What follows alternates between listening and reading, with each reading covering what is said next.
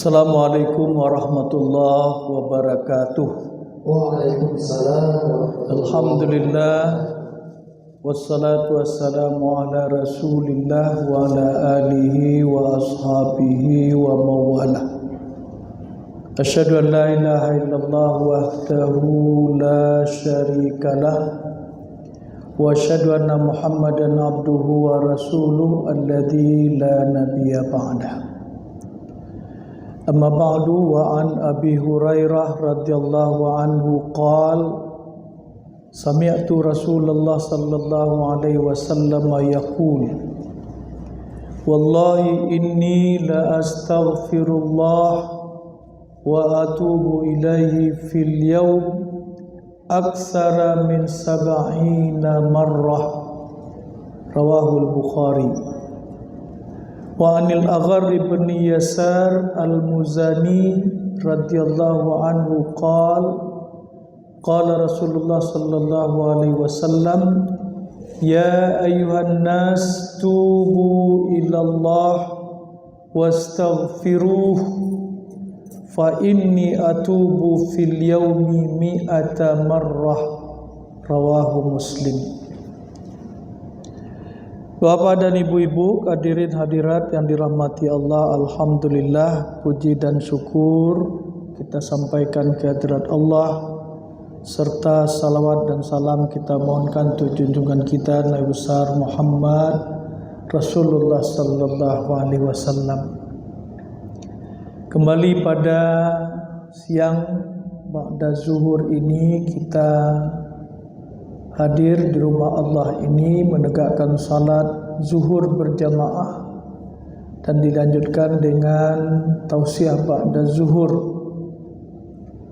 Hari ini kita mengutip hadis Rasul sallallahu alaihi wasallam sebagaimana yang sudah dibacakan tadi, yang diriwayatkan oleh Imam Al-Bukhari dan juga oleh Imam Muslim.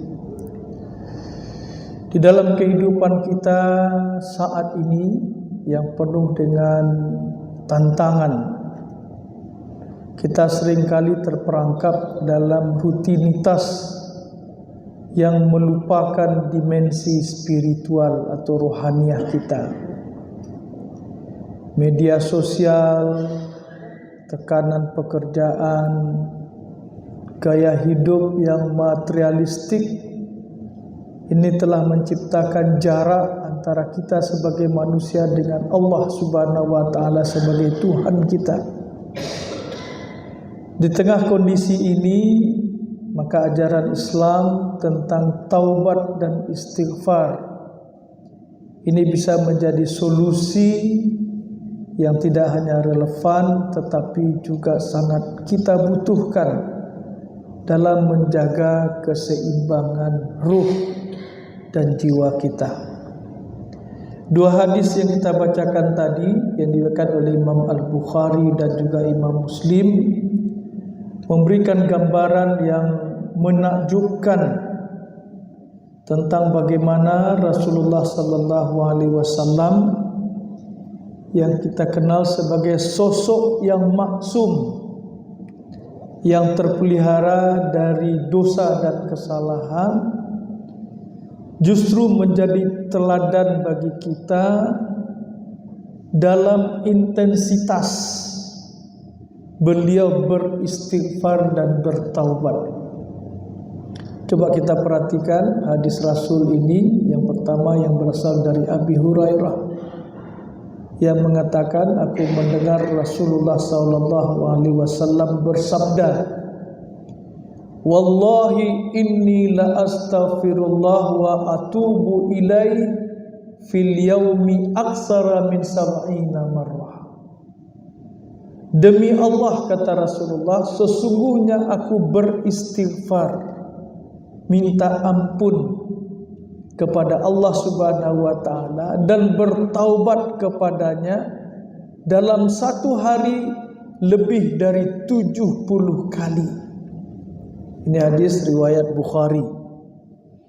Sedangkan hadis yang kedua, Rasulullah bersabda, ya ayyuhan nas, wahai manusia, tubu ilallah wastaghfiruh, bertaubatlah kamu kepada Allah dan meminta ampunlah kepadanya. Fa inni atubu fil yaum mi'ata marrah, sesungguhnya aku, kata Rasulullah, bertaubat kepada Allah dalam satu hari itu 100 kali. Nah, Bapak dan Ibu, ketika kita mencoba merenungkan kedua hadis ini, di mana pada hadis yang pertama Rasulullah bersumpah dengan menggunakan kata wallahi, demi Allah. Nah, di dalam mensyarahkan atau menguraikan hadis ini, Ibnu Hajar Al-Asqalani dalam kitabnya Fathul Bari menjelaskan bahwa sumpah ini bukan merupakan ungkapan biasa. Ini merupakan takkid. Jadi makna sumpah itu adalah takkid, penekanan yang menunjukkan betapa pentingnya pesan yang disampaikan. Jadi Rasulullah SAW sebagai pemimpin umat memahami bahwa keteladanan dalam aspek spiritual adalah fondasi yang tidak dapat diabaikan. Maka penggunaan la astaghfiru juga dengan menggunakan kata lam taukid, ya, la astaghfiru, sungguh aku meminta ampun. La astaghfiru, sungguh aku, ya, meminta ampun. Di sini juga menunjukkan bahwa Rasulullah SAW ini merupakan, ya, penggunaan kata taukid lagi. Dari tadi sumpah wallahi, yang kedua la astaghfiru, sungguh aku meminta ampun. Ini juga memberikan dimensi lain dalam memahami karakter spiritual Rasul. Beliau tidak hanya beristighfar secara rutinitas, tetapi ini juga merupakan bentuk ubudiyah, ya, penghambaan yang mendalam kepada Allah. Ini mengajarkan kepada kita bahwa istighfar bukanlah tanda kelemahan atau pengakuan atas kesalahan saja, ya. Tapi ini juga bentuk kesadaran tinggi akan posisi kita sebagai manusia, sebagai hamba di hadapan Allah Subhanahu wa taala. Nah, hadis kedua di sini yang diriwayatkan oleh Imam Muslim, Rasul memulai dengan seruan ya ayyuhan nas, wahai manusia. Ini panggilan universal. Imam An-Nawawi dalam mensyarahkan Sahih Muslim ini menyebutkan seruan ini merupakan panggilan umum yang mencakup seluruh umat manusia tanpa memandang status, ras, atau kedudukan sosial. Nah, dalam masa sekarang, ya, era globalisasi ini, ya, di mana batas-batas geografis itu semakin kabur, ya, universalitas pesan ini menjadi sangat relevan.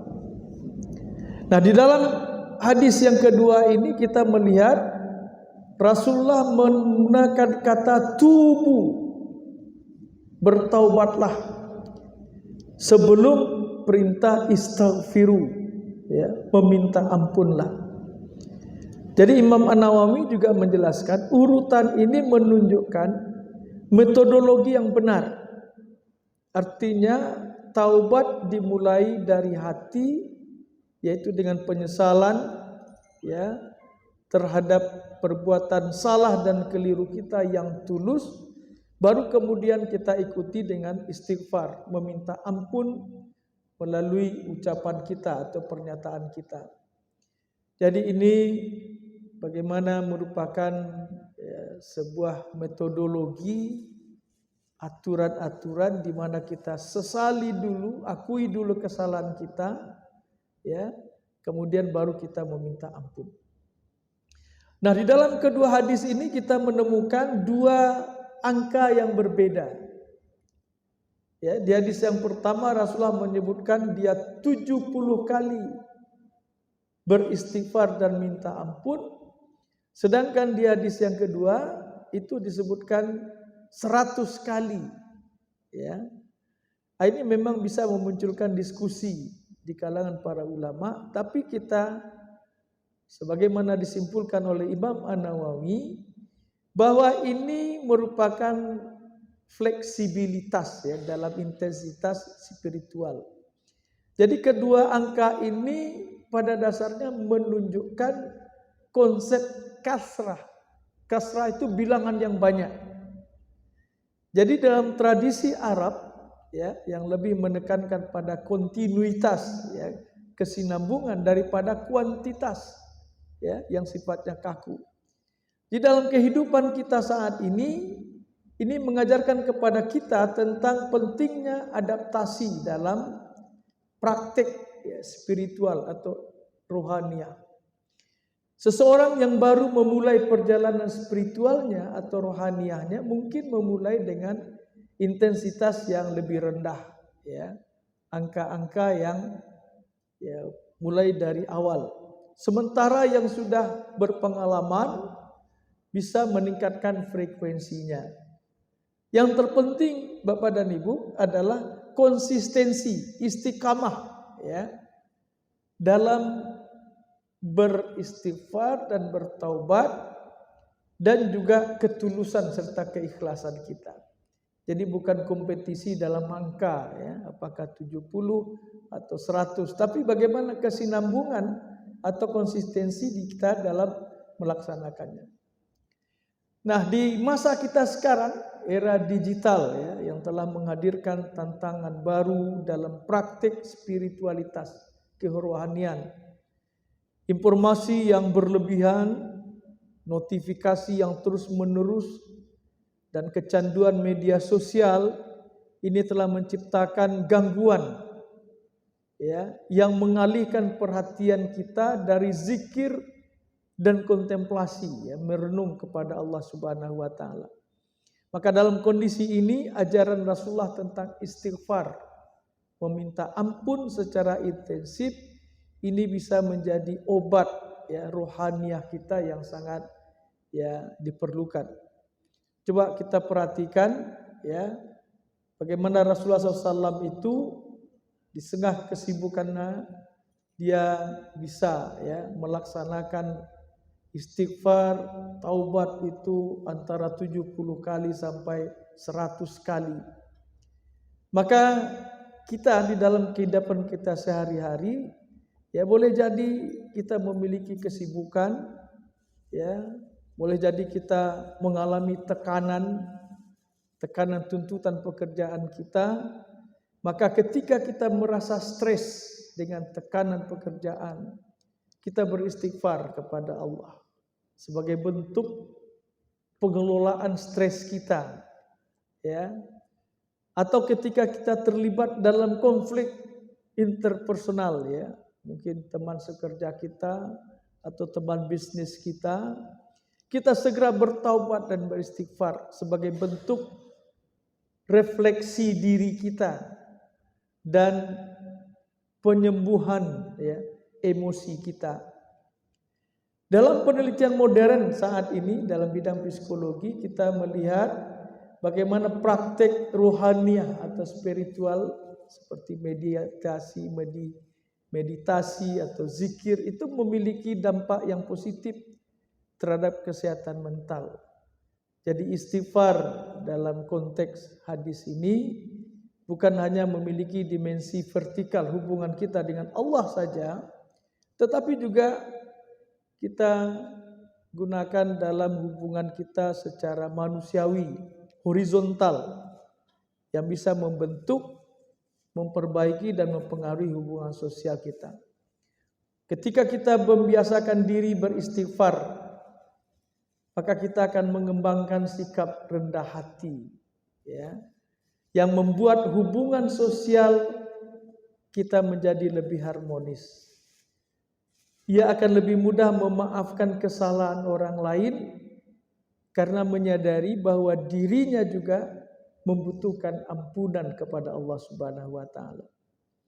Dalam masyarakat yang semakin individualistik ya, yang hanya mementingkan diri pribadi atau juga kompetitif ya, yang saling berkompetisi atau bersaing, ini sikap seperti ini kadang-kadang menjadi langka. Maka oleh karena itu, dengan kita menerapkan ya, menyadari kesalahan, bertaubat, meminta ampun, itu menjadi sangat berharga dalam kehidupan kita.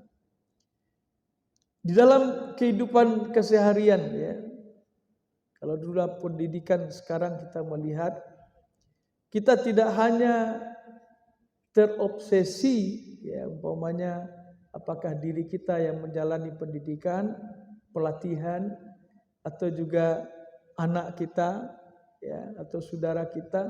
Jangan kita terpengaruh atau terjebak oleh obsesi hanya melihat dari sisi akademis saja, academic excellence, tanpa mengabaikan atau tanpa mempertimbangkan karakter ya, kepribadian atau spiritual. Sering kita melihat ada seseorang yang memiliki academic excellence ya, academic scientific ability-nya itu sangat cerdas, tetapi ketika social intelligence-nya ya itu rendah, maka bukan dia akan meraih kesuksesan dan keberhasilan, tetapi justru kita melihat dalam bacaan-bacaan hasil penelitian ya, seperti Emil Durkheim dalam berbagai karyanya itu mengatakan ya, orang itu tidak berhasil ketika dia mengabaikan hubungan sosial kemasyarakatan. Yang itu intinya adalah kata karakter building ya, pembentukan karakter kepribadian kita. Nah, oleh karena itu, Bapak dan Ibu, kembali kepada hadis ini. Jadi hadis-hadis tentang taubat dan istighfar ini memberikan kepada kita upaya untuk bagaimana setiap hari kita bisa ya menetralisir berbagai macam stres, tekanan-tekanan yang kita alami. Ya, jika setiap hari umpamanya setelah selesai salat subuh kita membiasakan beristighfar kepada Allah Subhanahu wa taala, ini merefleksikan kesalahan yang mungkin kita lakukan kemarin ya, ketika kita beraktivitas. Atau jika kita umpamanya selalu ingat kepada Allah di tengah-tengah kegiatan kita, maka ini akan menciptakan ya kecerdasan intelektual, juga dengan demikian memiliki kematangan ya spiritual dan emosional kita. Maka kedua hadis ini dalam kehidupan keseharian kita tidak memerlukan perubahan yang drastis ya dalam rutinitas kita. Yang kita butuhkan adalah kesadaran dan konsistensi, ya, kesinambungan dan keberlanjutan. Umpamanya pagi hari kita berzikir ya dengan mengucapkan istighfar setelah salat subuh, ini menjadi sarapan spiritual kita, rohaniah kita, yang menyiapkan jiwa kita untuk menghadapi tantangan hari ini. Ya, dalam setiap hari itu banyak tantangan yang kita hadapi, baik itu pekerjaan, baik itu juga rekan sekerja kita. Begitu juga ketika malam hari sebelum kita tidur, kita juga beristighfar, melakukan evaluasi, dan kemudian bertaubat atas kesalahan yang kita lakukan mungkin pada saat kita bekerja mulai dari pagi sampai sore. Ini juga menjadi ya makan malam spiritual atau rohaniah kita yang bisa membersihkan hati kita.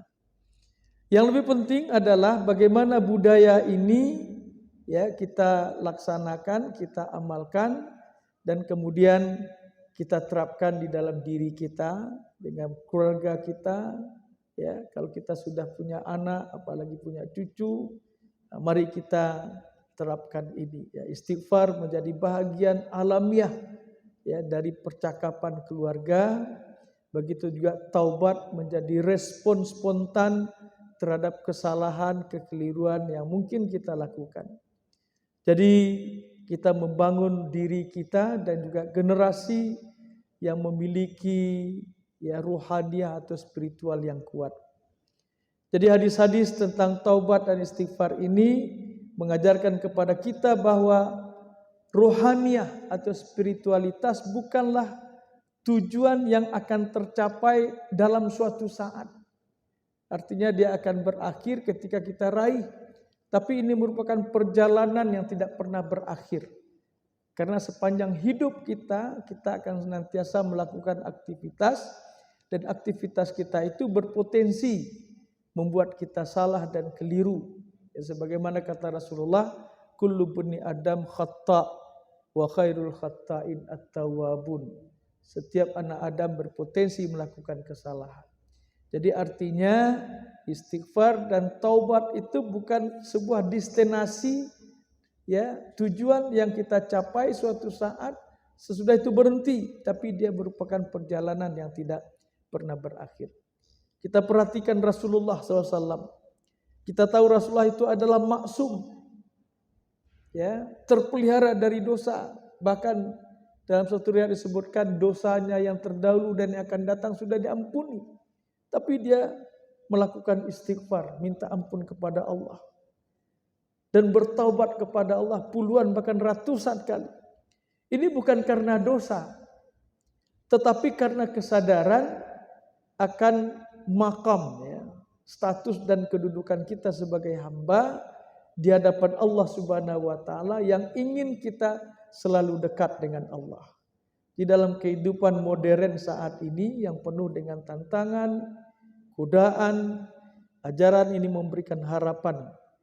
Tidak ada kata yang terlambat untuk kembali, meskipun mungkin banyak kesalahan yang sudah kita lakukan, banyak kekeliruan yang kita perbuat. Tidak ada jarak yang terlalu jauh untuk dipulihkan. Jadi setiap detik adalah kesempatan untuk beristighfar.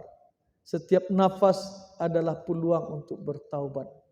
Jadi ketika kita merenungkan intensitas spiritual Rasulullah yang mencapai 100 kali bertaubat dalam sehari, ini tidak boleh menjadi beban bagi kita. Artinya jangan terbebani oleh kita. Bagaimana kita bisa seperti Rasul, tapi ini harus bisa menginspirasi kepada kita.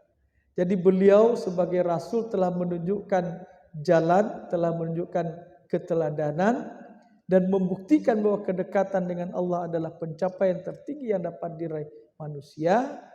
Maka kita yang dituntut adalah komitmen kita, keterikatan kita untuk mengikuti jejak Rasul SAW.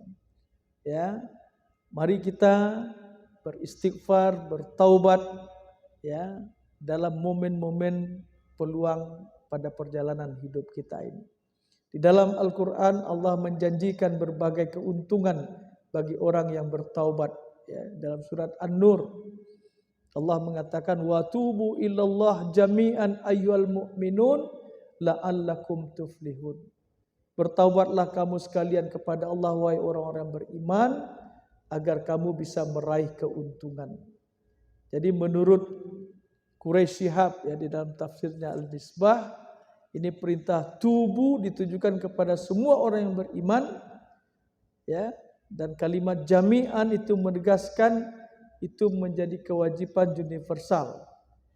Maka la'allakum tuflihun ini merupakan apa yang akan kita raih ketika kita bertaubat, yaitu keberuntungan hakiki di dunia dan di akhirat. Begitu juga Wahbah Az-Zuhaili dalam tafsirnya Al-Munir, taubat di sini mencakup meninggalkan kebiasaan jahiliyah, kejahatan, dosa, kesalahan, dan mengadopsi akhlak yang mulia. Dengan itu kita akan sampai kepada apa yang menjadi harapan kita, kesuksesan, keberhasilan, keberuntungan dalam hidup ini di dunia dan di akhirat. Satu ayat lagi menjanjikan wa anistaghfiru rabbakum summa tubu ilaihi yumatti'kum mata'an hasana. Ini surat Hud ayat 3. Hendaklah kamu meminta ampun kepada Tuhanmu dan bertaubatlah kepadanya, Jika kamu lakukan itu, niscaya Dia akan memberikan kenikmatan yang baik dan terus menerus, ya. Yumatti'akum mata'an hasana. Inilah Bapak dan Ibu, apa yang bisa kita raih melalui apa yang disebut dengan istighfar, keampunan dan taubat. Selain dari ketenangan, kedamaian, kita akan meraih keuntungan dan juga kebaikan, ya, di dalam kehidupan yang menurut, ya, para mufassir, mata'an hasanan, ini kenikmatan yang terus menerus, ya, secara kontinu. Saya kira ini penjelasan tentang hadis yang sudah kita sampaikan. Ya, mudah-mudahan ini bisa kita pahami dan kita laksanakan dalam kehidupan kita, sehingga kita bisa meraih seperti yang dijanjikan oleh Allah dalam ayat tadi, kesuksesan dan keberhasilan dan kenikmatan yang berkesinambungan dalam hidup ini. Demikian, kalau ada hal-hal pertanyaan, kita silakan dalam beberapa menit ke depan. Baik, terima kasih Prof. Untuk itu kepada Bapak Ibu jemaah sekalian, kami persilakan bagi yang ingin bertanya seputar yang disampaikan dalam kajian kita hari ini ataupun yang lainnya, kami persilakan.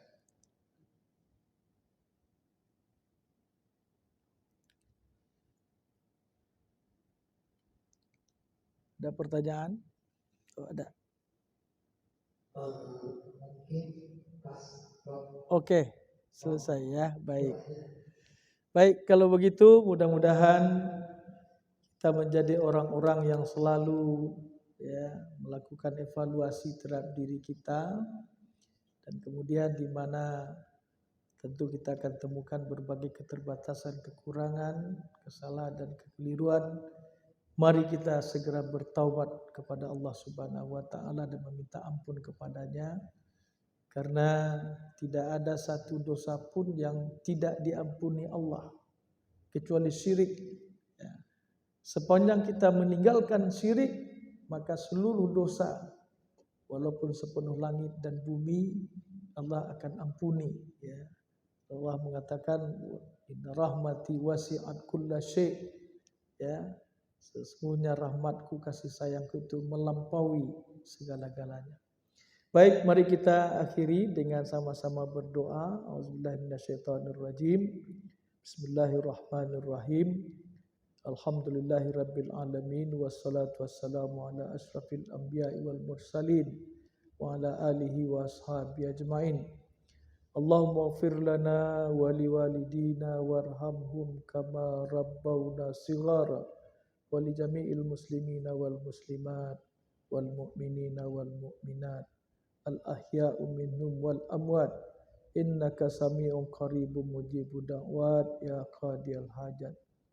Allahumma inna nas'aluka nafsan bika mutmainnah tu'minu bi liqa'ika wa tarda bi qada'ika wa taqna bi ata'ika. Rabbana zalamna anfusana wa illam taghfir lana wa tarhamna lanakunanna minal khasirin. Rabbana la tuzigh qulubana ba'da iz hadaitana wa hab lana min ladunka rahmah innaka antal wahhab. Rabbana atina fid dunya hasanah wa fil akhirati hasanah wa qina adzabannar. Rabbana taqabbal minna innaka antas samiul alim wa tub alaina innaka antat tawwabur rahim.